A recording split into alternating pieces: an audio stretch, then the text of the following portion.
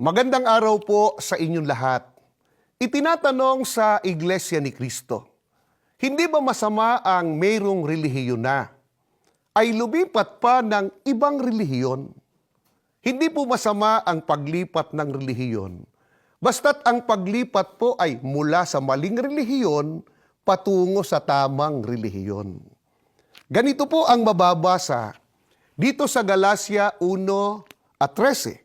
Ito ang nakasulat. Hindi kaila sa inyo kung paano ako namuhay noon bilang kaanib ng relihiyon ng mga Hudyo.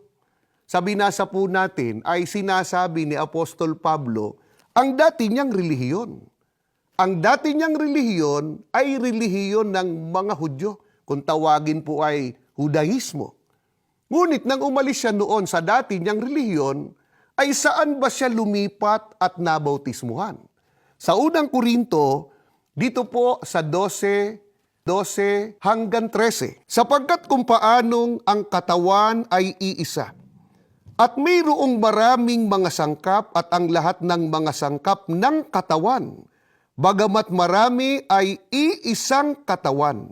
Gayon din naman si Kristo, sapagkat sa isang espiritu ay binabautismuhan tayong lahat sa isang katawan.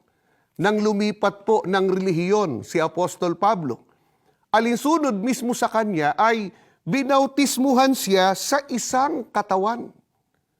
Sa Colosas 1:18 ay ganito ang mababasa, kung alin po ang katawang iyon, na kung saan doon po lumipat si Apostol Pablo mula sa dati niyang relihiyon.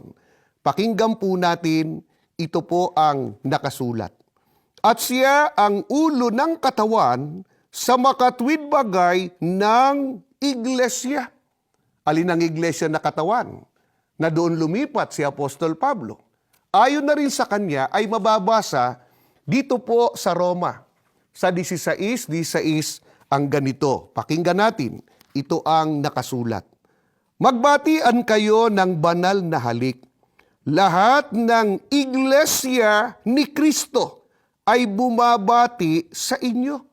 Mga mahal naming kababayan, hindi po masama ang lumipat ng relihiyon.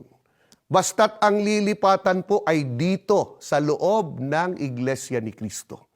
Salamat po ng marami sa inyong pagsubaybay. Hanggang sa muli po nating pagkikita-kita dito sa programang Tanong at Sagot.